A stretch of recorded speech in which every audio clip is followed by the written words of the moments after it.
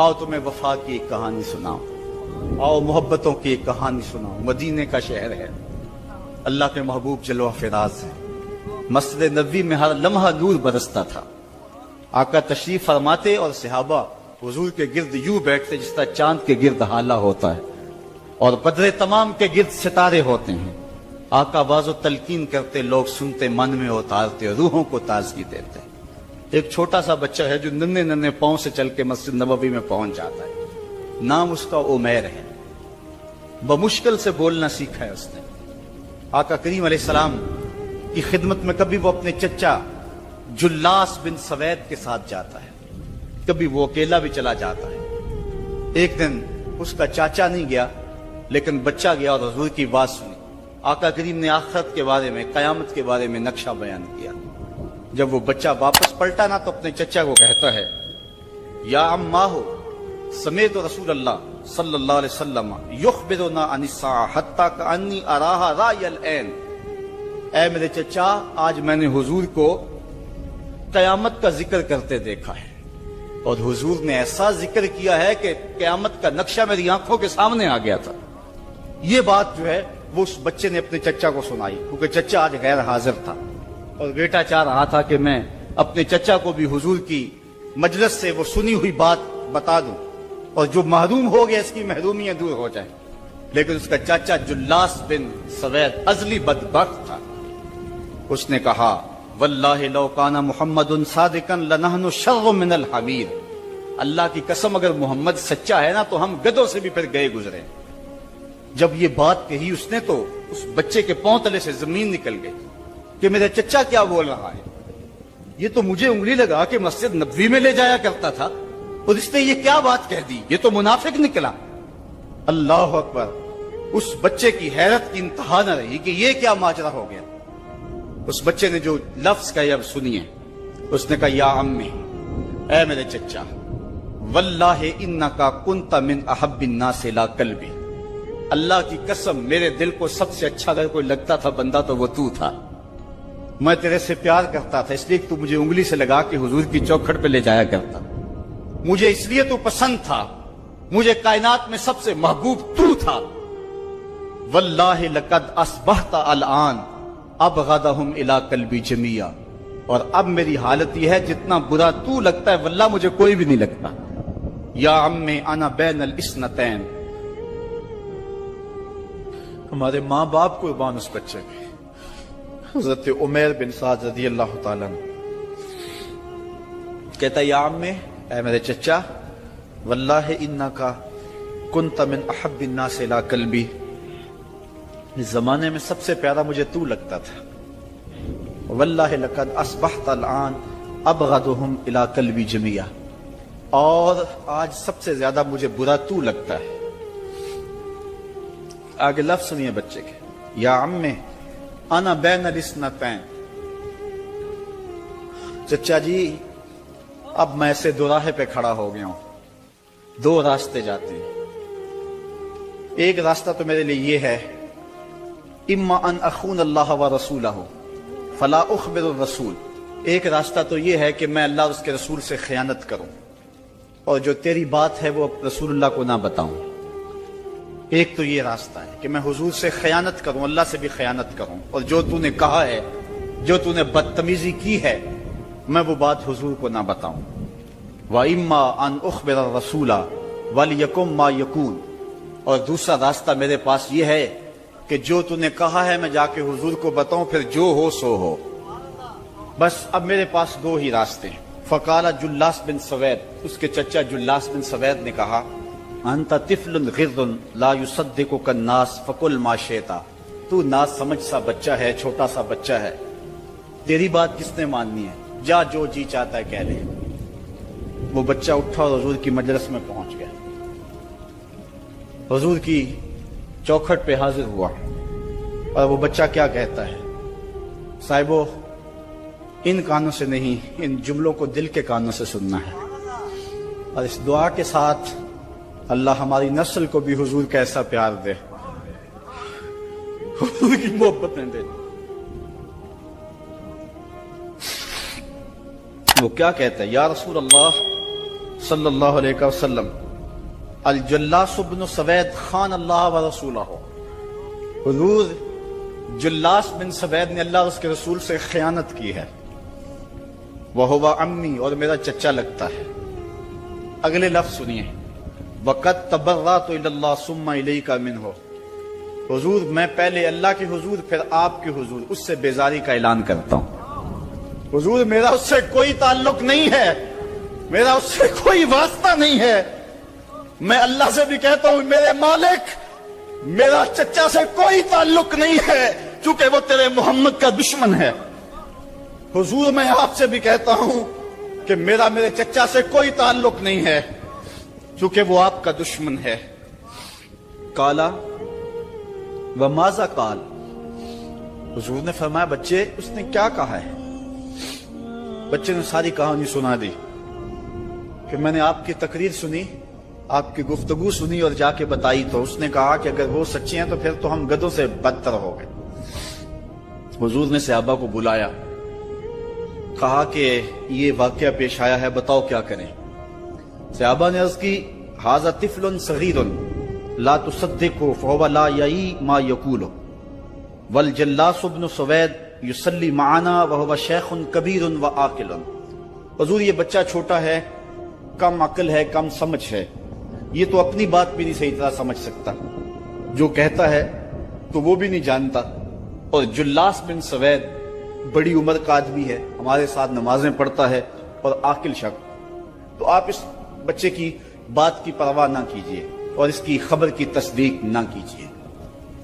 ادھر جلاس بن سوید کو جب پتہ چلا تو اس نے بھی قسمیں کھانی شروع کر دی کہ میں نے تو کوئی بات کہی نہیں ہے، ایک چھوٹے سے بچے نے جا کے ویسے ہی بات کر دی۔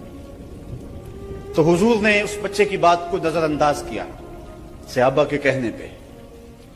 اب اس بچے نے جب دیکھا کہ میری بات حضور نے قبول نہیں کی ہے تو اس نے جھولی پھیلا لی اور آسمان کی طرف دیکھ کر کے کہا اللہم ان کنت صادقا فصدقنی وان کنت کاذبا فکذبنی، اے اللہ اگر میں جھوٹا ہوں تو مجھے جھوٹا کر دے اور اگر میں سچا ہوں تو میری سچائی کا اعلان کر دے۔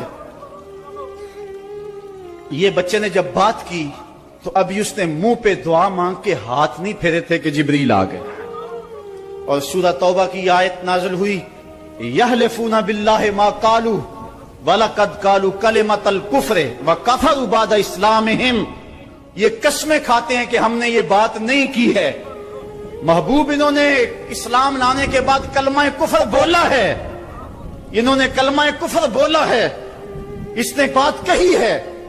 تو اللہ تعالیٰ کے محبوب نے اس بچے کو اپنے پاس بلایا، کہا مرحبا بالذی صدقہ ربہ من فوق سبع سماوات، خوش آمدید وہ بچے جس کی 7 آسمانوں سے اوپر رب نے بھی گواہی دی ہے، جس کی رب نے بھی گواہی دی ہے۔ پھر حضور نے اس بچے کے کان کو پکڑا اور فرمایا وفت اذنک یا غلام وصدقک ربک، بچے تیرے کان نے ٹھیک ہی سنا تھا اور تو وہ ہے جس کی گواہی اور جس کی تصدیق میرے رب نے فرمائی۔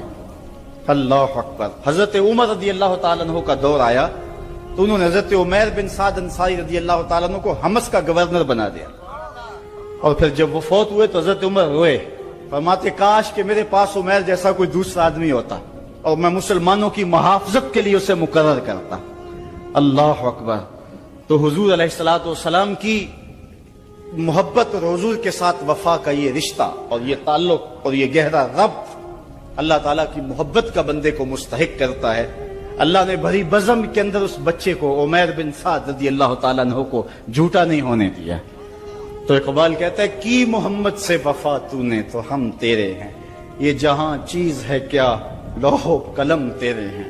کسی امیر شخص کا نام ہے کیا بدن کے اوپر پیوند لگے لباس پہننے والے وہ فاقہ مست کیا امراء کی فہرست میں آتے تھے؟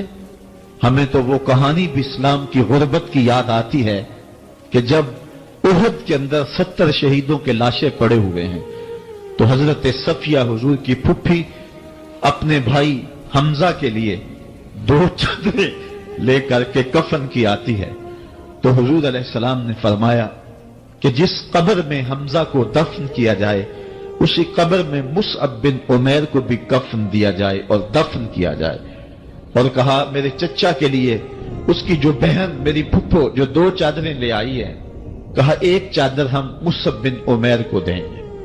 یہ مصعب بن عمیر کون ہے؟ تاریخ پڑھو، کتنی دل آویز تاریخ ہے۔ مکے میں ایک امیر ترین خاتون ہے جس کے بیٹے کا نام مصعب ہے، اور وہ اپنے بیٹے کو اتنا خوبصورت لباس پہناتی ہے اور اتنے خوبصورت خوشبو اور عطر اس کو لگاتی ہے کہ مصعب بن عمیر جن گلیوں سے گزرتے تھے دیر تک وہ گلیاں مہکتی رہتی تھی۔ لوگ کہتے تھے یہاں سے مصعب گزر کے گیا ہوگا اس لیے یہ گلیاں مہک رہی ہیں۔ اچھا، پھر مصعب پہ نظر پڑتی ہے میرے محمد عربی کی، تو مصعب بن عمیر حضور کی زلفوں کا اسیر ہو جاتا ہے۔ ماں کافرہ ہے، جب پتہ چلتا ہے تو اس کا لباس بھی چھین لیتی ہے، سہولتیں اور آسودگیاں بھی واپس لے لیتی ہے۔ پھر وہ وقت بھی آیا کہ مصعب بن عمیر حبشہ کی جانب ہجرت کر جاتے ہیں۔ مکے کے حالات کچھ تھوڑے سے خوشگوار نظر آئے تو وہ حبشہ سے واپس مکے جب پلٹے تو ان کے بدن پہ جو چادر تھی وہ جگہ جگہ سے پٹی ہوئی تھی۔ میرے آقا کریم علیہ السلام نے دیکھا تو حضور کی آنکھوں میں آنسو ٹپکنے لگے۔ کہا یہ وہی مصعب ہے جو اتنا خوش پوش نوجوان تھا کہ میں نے پورے مکے میں اس سے خوبصورت لباس پہننے والا کوئی دوسرا شخص نہیں دیکھا، اور آج میرے مصعب کو پہننے کے لیے جو چادر میسر ہے وہ بھی جگہ جگہ سے پھٹی ہوئی ہے۔ یہ اسلام کی غربت کی کہانی ہے، اور آج احد میں یہی مصعب بن عمیر شہید ہو جاتے ہیں اور ان کے لیے کفن بھی دستیاب نہیں ہے۔ حضور نے کہا جو میرے چچا کے لیے 2 چادریں لائی ہیں ان میں سے ایک کا کفن مصعب کو دے دو نا، اور دوسری چادر سے کفن میرے چچا کو دے دیا جائے۔ اچھا، حضرت مصعب کے لیے بڑی چادر رکھ دی گئی، اور حضرت امیر حمزہ کے لیے جو چادر تھی وہ چھوٹی تھی، اگر سر ڈھانپتے تھے تو پاؤں ننگے ہو جاتے، اگر پاؤں ڈھانپتے تھے تو سر ننگا ہو جاتا۔ حضور نے فرمایا میرے چچا کا سر ڈھانپ دو اور پاؤں کے اوپر اذخر نامی گھاس ڈال دو۔ میں یہ اسلام کی غربت کی کہانی تمہیں سنا رہا ہوں، جب میرے رسول کے چچا کے لیے پورے کفن کا ٹکڑا بھی دستیاب نہیں تھا، اسلام اس وقت بھی عزت پا گیا تھا، اسلام اس وقت بھی ذلیل نہیں تھا، اسلام اس وقت بھی سربلند تھا، اور اسلام اس وقت بھی عزتوں کی مسند پہ تھا۔ یہ اسلام کا وہ دور ہے کہ جب حضور مسجد نبوی سے باہر نکلتے ہیں تو آگے حضرت عمر و ابو بکر رضی اللہ تعالی عنہما کھڑے ہیں، چہرے کے اوپر عجیب اداسی ہے۔ کہا عمر، ابو بکر اس وقت کیوں کھڑے ہو؟ عرض کی حضور بھوک نے گھر میں ٹکنے نہیں دیا، ہم نے چاہا حضور کا چہرہ دیکھ لیں تو کچھ پیاس بجھ جائے، کچھ بھوک مٹ جائے۔ حضور نے فرمایا میرا حال بھی یہی ہے، جس چیز نے تجھے گھروں سے نکالا ہے وہی چیز مجھے گھر سے نکال لائی ہے۔ چلتے ہوئے حضرت ابو ایوب انصاری کے گھر کے قریب سے گزرے،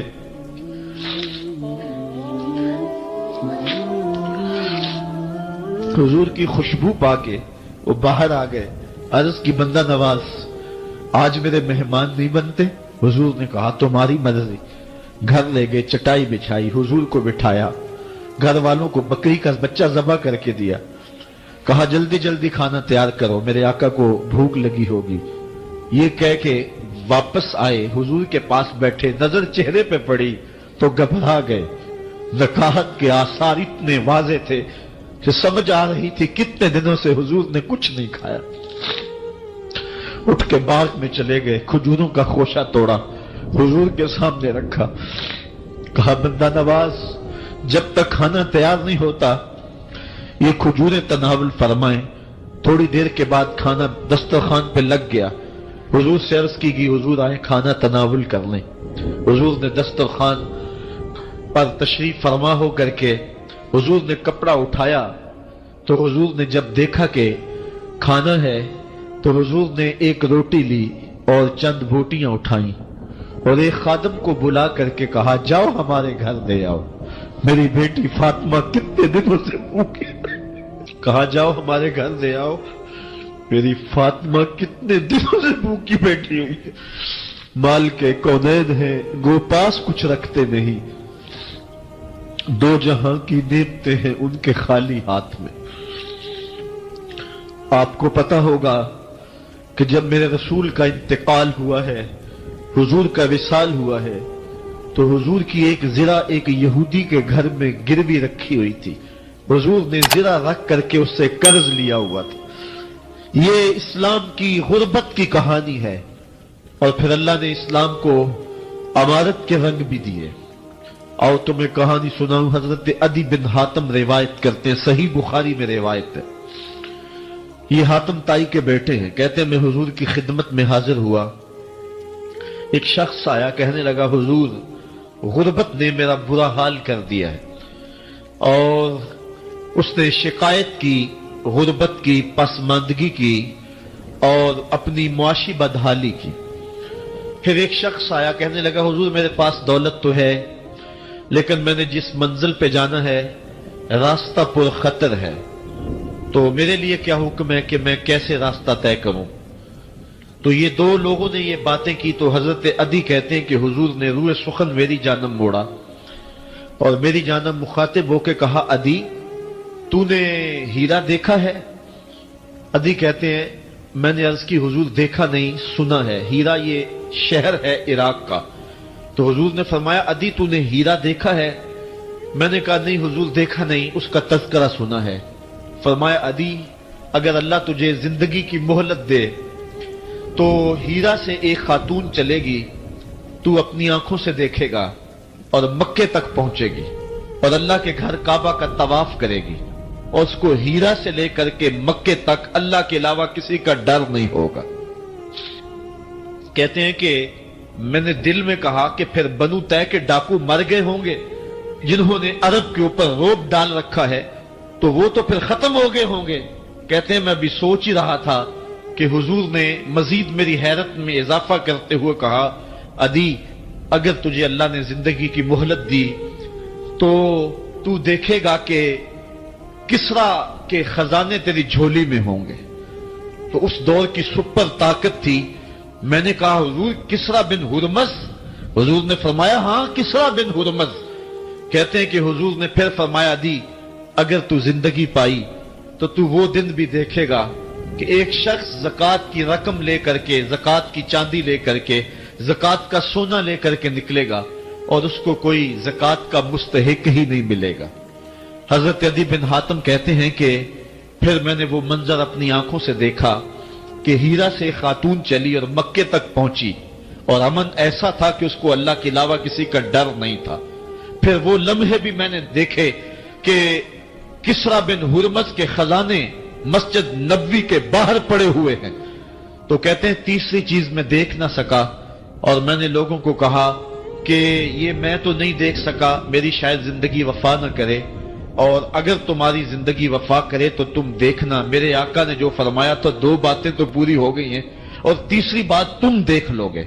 हजरत यहया बिन सईद फरमाते हैं कि हजरत उमर बिन अब्दुल अजीज का जमाना था और उन्होंने मुझे अफ्रीका की जानब ज़कात वसूल करने के लिए भेजा। मैं वहां से ज़कात वसूल की और फिर मैं ज़कात लेने वाले मुस्तहकीन को ढूंढने लगा। तो कहते मुझे कोई मुस्तहिक ना मिला। फिर मैं गुलाम पकड़ता और उसके पैसे दे के उसको आजाद करवाता चला जाता। हजरत उमर बिन अब्दुल अजीज का जमाना है कि गवर्नर है इराक का। वो हजरत उमर बिन अब्दुल अजीज को लिखता है कि इतनी रकम है, इसका क्या करना है। तो उमर बिन अब्दुल अजीज कहते हैं रकम लेके यहां ना आना, वहां इराक के लोगों में बांट दो, जो ज़कात के मुस्तहिक हैं उनको तकसीम कर दो। तो गवर्नर लिखता है जो मुस्तहिक है उनको दे दी, अब कोई मुस्तहिक नहीं रहा तो मैं क्या करूं। तो हजरत उमर बिन अब्दुल अजीज कहते हैं जो मकरूज हैं उनका कर्ज उतार दो। तो कहते हैं कि हां कर्ज भी मैंने उतार दिया है, रकम फिर भी बच रही है, क्या करूं। तो हजरत उमर बिन अब्दुल अजीज ने फिर लिखा जो शख्स शादी करना चाहते हैं उनका हक मेहर अदा कर दो। मैंने कहा कि वो भी कर दिया है, रकम फिर भी बच गई, अब क्या करूं।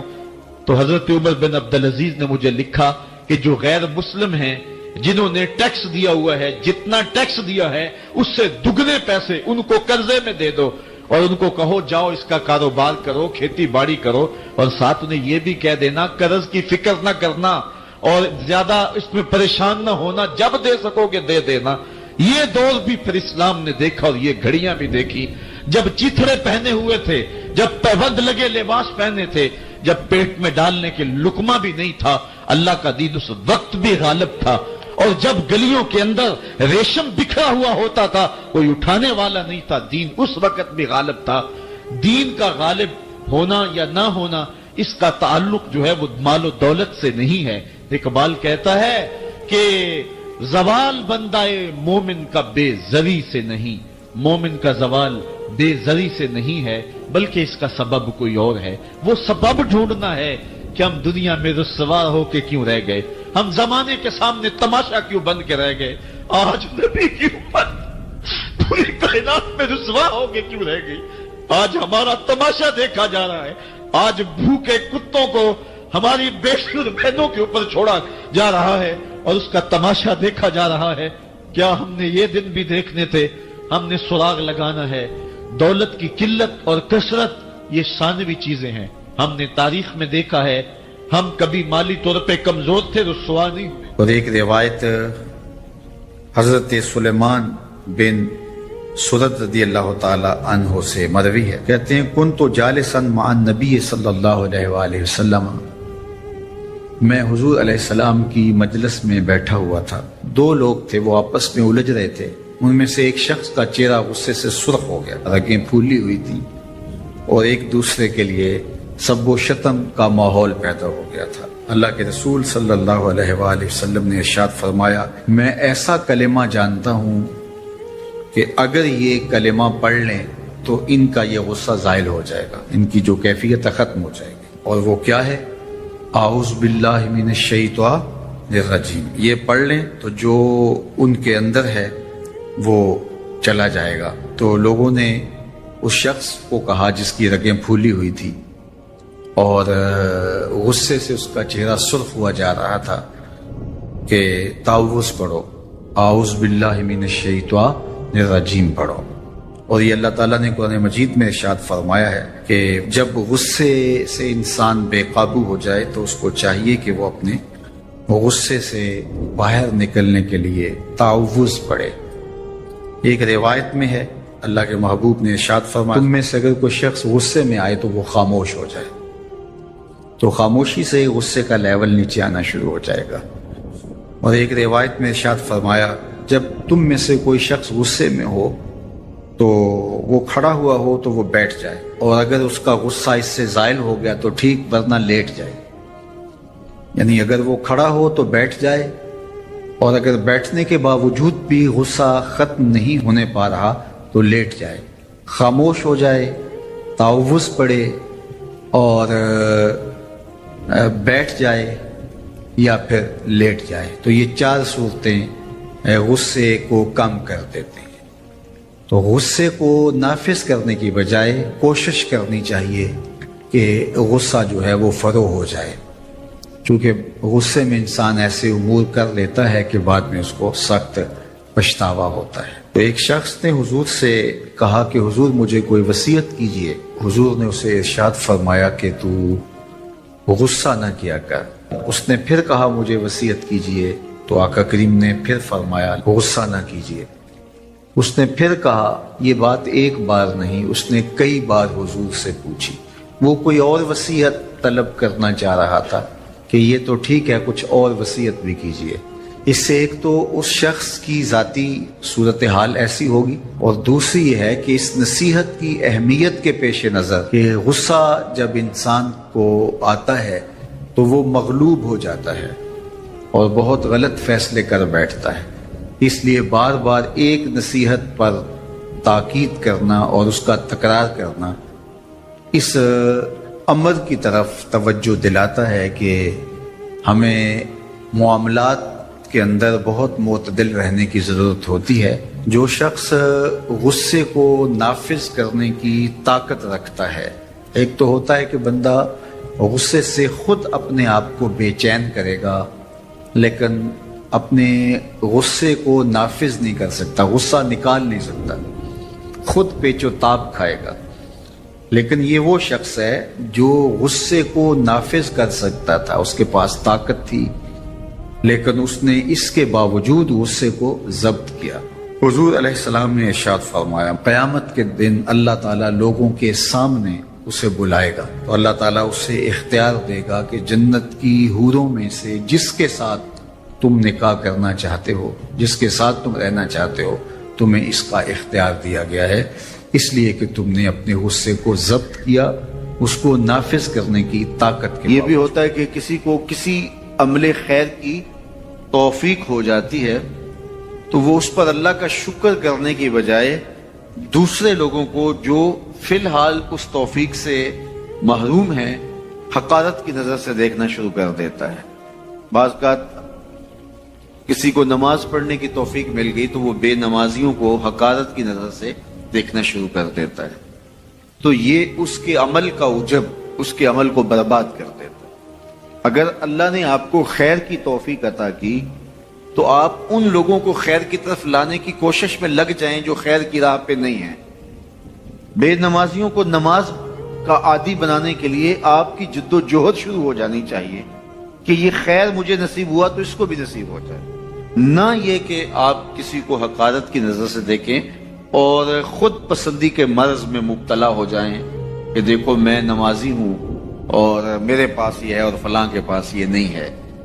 تو اس پر اللہ کا شکر ادا ضرور کیجئے کہ اللہ نے مجھے توفیق عطا کی، لیکن کسی کو حقیر جاننے کی بجائے اس کو خیر کی راہ پہ لانے کی کوشش کریں، تو یہ آپ کے صالح اعمال کی قبولیت کا ذریعہ بن جائے گا۔ نہیں تو اگر ریا شامل ہو گئی تو عمل برباد، اگر تکبر آ گیا تو اللہ کو تو پسند ہی نہیں ہے، اگر عجب پیدا ہو گیا تو عمل کا نتیجہ آپ کو نصیب بھی نہیں ہو سکے گا۔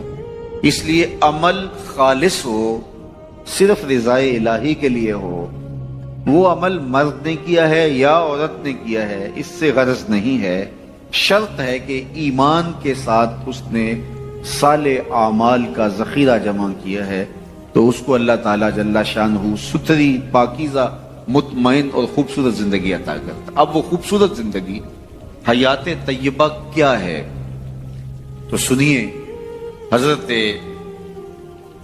سعید بن جبیر رضی اللہ تعالیٰ عنہ فرماتے ہیں کہ حیات طیبہ سے مراد الرزق الحلال ہے۔ اللہ جل شانہ جس کو پاکیزہ اور ستھری زندگی عطا کرتا ہے اس کو رزق حلال عطا کرتا ہے۔ حلال رزق کا نصیب ہو جانا ایک خوبصورت زندگی کا نصیب ہو جانا ہے، کیونکہ حلال میں طمانیت رکھی گئی ہے۔ ایک شخص جتنا بھی حرام رزق اکٹھا کر لے اس کو اس سے طمانیت باطن، سرور باطن نصیب نہیں ہو سکتا، اس کے اندر اطمینان اور قرار نہیں آ سکتا، کیونکہ حرام میں یہ ہے ہی نہیں۔ تو حلال تھوڑا بھی مل جائے لیکن ہو حلال، وہ باطن کی طمانیت کا سبب ہے، اندر کی روشنی کا ذریعہ ہے، اور ایک سرشار، مطمئن، خوبصورت اور خوشگوار زندگی کی ضمانت ہوتی ہے رزق حلال۔